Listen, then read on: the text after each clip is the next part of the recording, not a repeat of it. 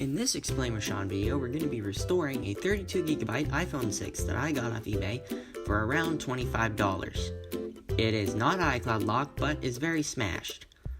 We're going to start by getting our parts phone, which is an iCloud locked iPhone 6 that has a good housing but a bad screen. To go ahead and see if our second iPhone 6 is working, we're going to go ahead and disconnect the battery and take out the 5 Phillips head screws on the screen bracket.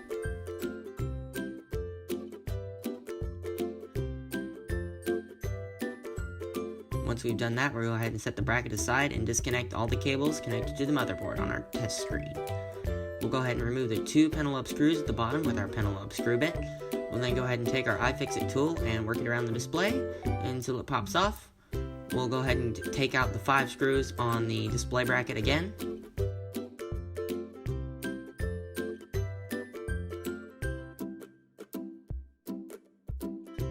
We'll take the display bracket off, set it aside, disconnect the display. Normally I would disconnect the battery, but in this case the battery has been dead for probably several months since the phone has been sitting for so long. Don't worry, it doesn't have any battery juice. Plugs it in, and it's showing the dead battery icon. So at least we know the phone's working. So now we're going to go ahead and open it up again, test it again. We're going to put our Phillips head screw bit, remove the battery bracket, disconnect the battery and the charging port and also the small antenna cable. Be careful when disconnecting that. Be careful not to break the connector on the logic board, because if you do, you're going to have to do some micro soldering. Disconnect the SIM tray, camera, and remove all the screws that are holding the logic board into the housing. You might not be able to tell, but this housing is extremely bent and also pretty banged up on the back, so we're going to be replacing it. We're going to go ahead and remove all the Phillips screws on the Wi-Fi antenna, remove the Wi-Fi antenna, and then there's one screw under the Wi-Fi antenna that's holding the board on. Make sure to remove that top screw, because if you don't, the little top part of the board's going to break off. There's a standoff screw that we got out. The screw next to the SIM tray. Screw right up top, holds on a little grounding bracket, and then we can go ahead and pull our logic board out. Just don't pull it out too fast, make sure you don't break anything. Here's our good housing from our iCloud locked phone. We're going to be taking the iCloud locked board out, take out all the screws on the Wi-Fi antenna.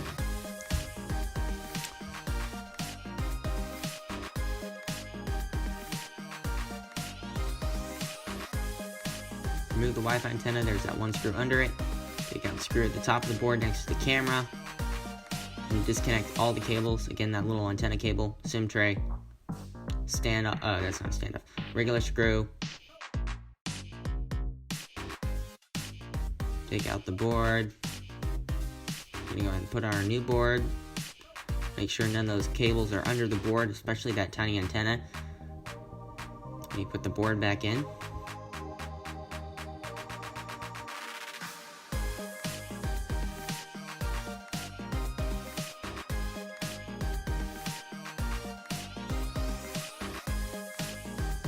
Take the camera out.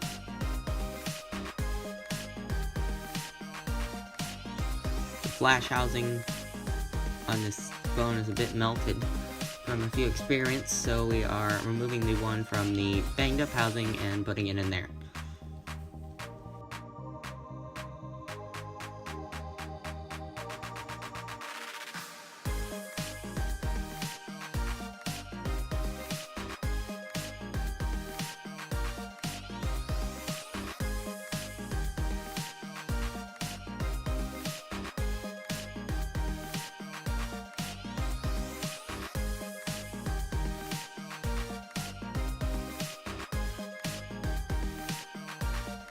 We're going to put our little plastic crystal in there, and then put the metal covering back over.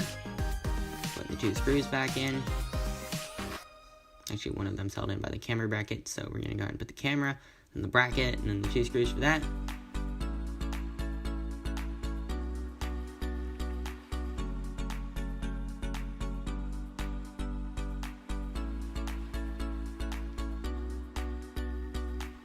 Put that one screw up top. Make sure you take that one out and also put it back in, because it's rather crucial. Put our screw that goes under the Wi-Fi antenna, the one next to the SIM card tray. Put the SIM card tray in now. I'll pull the logic board in a little bit. We're going to go ahead and put that one standoff back in. The standoffs can be a little tricky. I have a standoff bit in my screwdriver set, but if you don't, you can always use a flathead bit. It seems to work just fine. It's a little bit more tricky, but it's doable. We're going to put the rest of the screws back into the Wi-Fi antenna.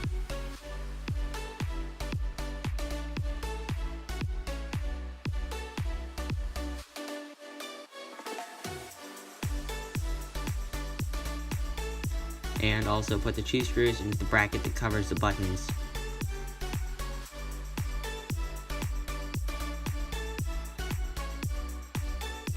Next, we're going to go ahead and remove the home button from our bad screen. Be very careful when doing this, because if you break it, you're not going to have home button functionality anymore. We're going to go ahead and put it in our sort of good test screen that we're going to be replacing later on in the video, because this is not going to be our permanent screen. But we're just doing this temporarily until our good screen comes in. Put the home button in, put the 2 screws for the home button bracket. Make sure these are tight, because if this falls out, your home button's not going to click in anymore. But not too tight that you strip in the screws, out the screws. Stick the screen on. And our battery is not connected. We connected the battery, and we put the bracket over the battery, which is 2 screws.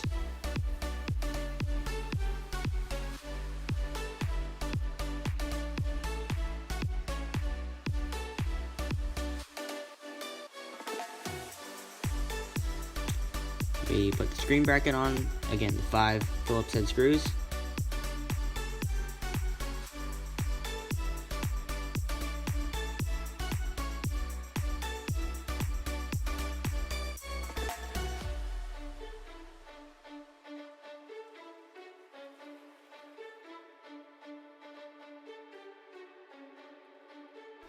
After we put those 5 screws in, we're going to go ahead and shut the phone.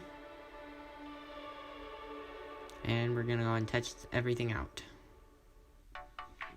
Then once our new screen comes, we're going to put that on. Everything does appear to be working, including the Touch ID. I don't know why that text is up there, just a bug or a glitch or something. We'll go ahead and activate it and test everything. Everything seems to be working. It is indeed a 32GB iPhone 6 on-track phone. So now that we have our new screen, our screen replacement kit, or whatever you want to call it, this one got very high reviews on Amazon, so that's the one I ordered just to try it out. So we're going to power off the phone, open it back up again, take out those 5 screws that we just put in.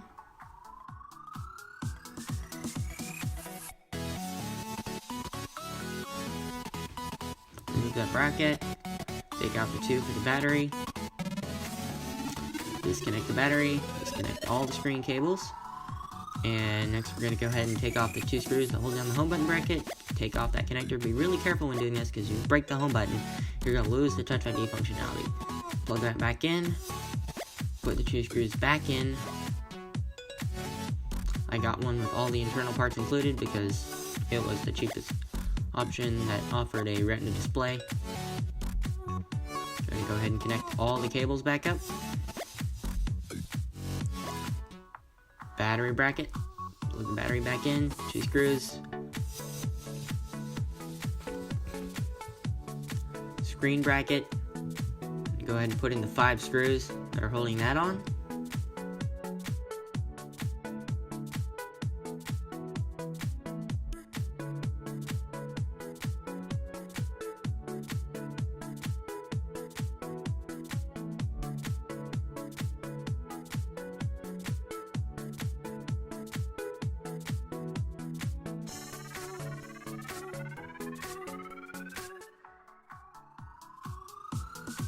We're going to pull the Penelope screws out of another parts phone that I had lying around. And that extra screw that I lost just now. On the floor. Put that back in. Shut the phone up. And put in the 2 Penelope screws.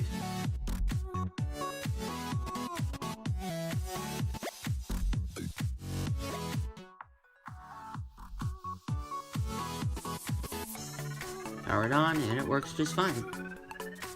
The LCD is pretty comparable to OEM quality. You can tell the difference, but it's very slight compared to some screens that I bought off Amazon. We'll go ahead and put on a tempered glass screen protector to complete the repair. And we're done.